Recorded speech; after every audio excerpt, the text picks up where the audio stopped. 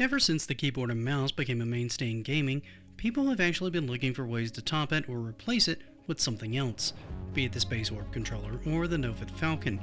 None of these really stuck, but what if someone took a keyboard and made it smaller, palmable, and well, that's kind of what we want to talk about today is keypad controllers and their evolution into, well, this thing, the Aileron Cyborg, and I'm pretty sure I pronounced that wrong. I feel like this is how you get Skynet. Yeah, it's definitely how you get Skynet. Regardless, if you're curious how this thing and other things like it worked, stick around as we go into them and maybe some of the older controllers that use keypads for control as well. Keyboards used to just be functional things used for data entry, typing papers, etc. As computers started getting more functionality and being used for gaming, the keyboard, well, came along for the ride, becoming a mainstay interface for anyone wanting to use it for work and for play. It sort of makes sense then that these controllers will begin to emulate a lot of this functionality and the technology started to increase, moving from the arcade stick and single button interface of the Atari controller into more advanced controllers like the Intellivision, Atari 5200, and ColecoVision controllers.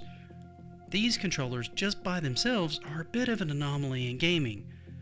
All of them coming in to the late 70s to early 80s, having side buttons in either a disc or stick, and then roughly 12 buttons or so on the top or bottom of the controller.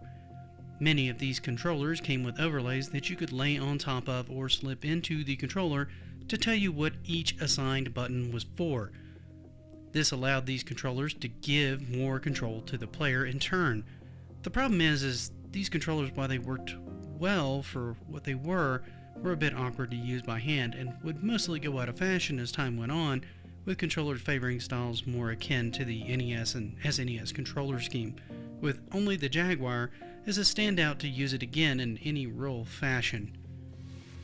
However, this wouldn't really stop the PC industry from coming up with other ideas, all in order to try to find a better solution to the quandary that was the keyboard and mouse combination, and they kinda succeeded. And by that I mean they took the keyboard and made part of it smaller, and then added the ability to remap all the individual keys via proprietary software instead of going through the game itself. The advantage is that your hands would be in a better position to hit those keys and the buttons or the analog on the side that would allow you to move profiles, which would let you set up and map even more buttons.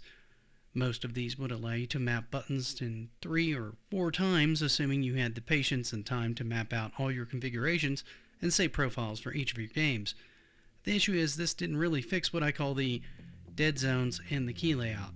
Now, this may only be a me problem, but often keys just under your palm are rather hard to reach, ideally the X key and sometimes the Z key. Now, this really didn't fix the problem of, say, a dead zone, because the keys were in the same layout as they were on a keyboard, which means they were just as hard to hit. However, you could kind of work around it by not using those particular keys and mapping them to other keys, or, changing profile layouts by using the analog so that you would be able to remap them again. Kind of providing a, overly extensive workaround for a very minute problem. Azeron thought to fix this with their Azeron Cyborg. Now this thing, this thing gives me the creeps, I'll be honest, but I'd be lying if I didn't think it was at least somewhat effective. Now the idea is kind of similar to the keypad experience, just using micro switches, where you would actually place your fingers. You see, you would fit your fingers into these recesses, and then the arms come down over your palm. This allowed you to hit those switches that you map out and even use the thumbstick to move. Finally! Each direction you pulled in, like pushing your finger up would hit one switch, down would hit one switch, left would hit one switch, and pressing down would hit another switch, and if you lifted your finger, you'd hit the one on the top. All in all, it fixes a lot of the issues that would plague a keyboard player who would need more buttons than they could map in easy reach.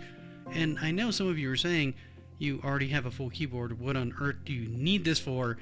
And the answer is simple. You don't. You really don't. Not really. It's simply another in a long line of options available to PC users to potentially enhance their gameplay experience. It allows them to map things and make things more comfortable for them, which is the advantage to PC gaming in the first place, is sort of ultimate flexibility in how you want to lay things out and put them, which can give you an advantage in any game or at least make it more comfortable. However, what do you guys think of these kinds of keypad controllers?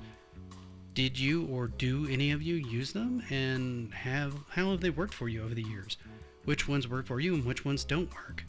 Let me know in the comments, and while you're there, please leave this video a like. And hey, if you really liked it, follow the channel. I do stuff like this all the time here, and would love to have you as part of the community.